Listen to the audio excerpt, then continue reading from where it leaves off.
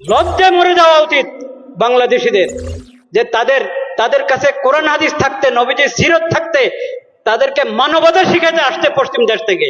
ঢাকায় জাতিসংঘের মানবাধিকার কার্যালয় স্থাপনের সরকারি সিদ্ধান্ত নিয়ে এবার সরাসরি মুখ খুলেছেন জাতীয় মসজিদ বাইতুল মোকাররমের খতিব, দেশের বরেণ্য ফকিহ ও আলেম মাওলানা মোহাম্মদ আব্দুল মালিক।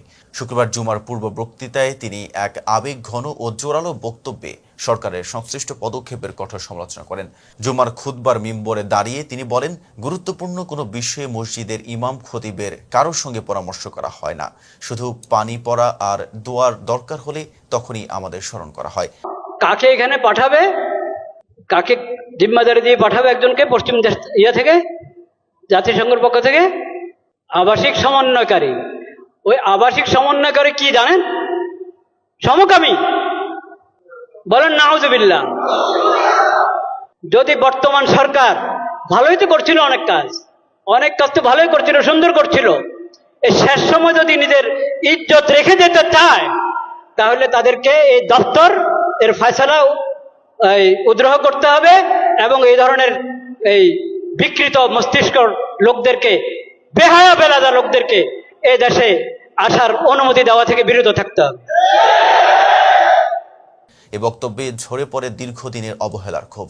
মাওলানা আব্দুল মালিক প্রশ্ন তোলেন, জাতীয় মসজিদ, লালবাগ শাহী মসজিদ, চকবাজার বা আন্দরকিল্লা মসজিদের খতিবদের কেউ কি জাতিসংঘ কার্যালয় স্থাপনের মতো স্পর্শকাতর ইস্যুতে মতামতের জন্য ডাকা হয়েছিল? তিনি বলেন, ধর্ম উপদেষ্টা হিসেবে একজন বিজ্ঞ আলেমকে নিয়োগ দেওয়া হয়েছে, তা নিঃসন্দেহে প্রশংসনীয়, কিন্তু ধর্ম সংক্রান্ত বিষয়ে প্রথমেই তার পরামর্শ নেওয়া উচিত ছিল। জাতিসংঘের মানবাধিকার কমিশনের একটি আঞ্চলিক কার্যালয় ঢাকায় খোলার সিদ্ধান্ত নিয়ে বিস্ময় প্রকাশ করেন তিনি।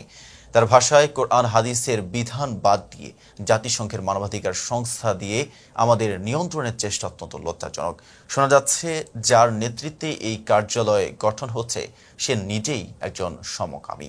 এটা কিভাবে একটি মুসলিম সংখ্যাগরিষ্ঠ দেশের জন্য মানানসই? মাওলানা মালিক হুঁশিয়ারি দিয়ে বলেন, আপনারা বলছেন ফেব্রুয়ারিতে নির্বাচন দেবেন, কিন্তু তার আগে এমন কিছু করে গেলে যার জন্য জাতি আপনাদের ক্ষমা করবে না, তা ইতিহাসে কলঙ্ক হয়ে থাকবে। এই বক্তব্যে জুমার মুসল্লিদের ভেতর এক প্রকার আবেগ ও সাড়া দেখা যায়। অনেকেই মিম্বর থেকে এমন স্পষ্ট ও দ্ব্যর্থহীন সমালোচনা শুনে অভ্যস্ত নন। প্রসঙ্গত, গত বছরের অক্টোবরে বাইতুল মোকাররমের খতিব পদে নিয়োগ পান মাওলানা মোহাম্মদ আব্দুল মালিক। তার নিয়োগকে দেশের সব ঘরানার আলেমেরা অভিনন্দনের চোখে দেখেছেন। সরকারের এই সিদ্ধান্তে তখন প্রশংসার জোয়ার ওঠে। তিনি একাধারে হাদিস বিশারদ, ফিকহ বিশেষজ্ঞ এবং বহুল পঠিত ইসলামী গ্রন্থের প্রণেতা। দায়িত্ব নেওয়ার পর থেকেই তার খুতবায় বারবার উঠে আসে দ্বীনের দায়বদ্ধতা, জাতীয় সংকটে আলেমদের ভূমিকা এবং সত্য উচ্চারণের সাহস। জাতীয় মসজিদের মিম্বর থেকে দেওয়া এই সাহসী ভাষণ কেবল ধর্মীয় আলোচনার গণ্ডিতেই আটকে নেই, বরং তা এক গভীর বার্তা বহন করে, যেখানে আলেমদের যথাযথ মূল্যায়ন ও জাতীয় ইস্যুতে তাদের অন্তর্ভুক্তির দাবি অত্যন্ত যৌক্তিক ও সময়োপযোগী। এই বক্তব্য নিশ্চয়ই এক নতুন আলোচনা ও আত্মবিশ্লেষণের দ্বার খুলে দেবে, এমনই বলে মনে করছে দেশের সাধারণ তৌহিদি জনতা। আর এখন সাথে ছিলাম মেহেদি হাসান। ফেজ দ্য পিপলের সাথে থাকার জন্য ধন্যবাদ।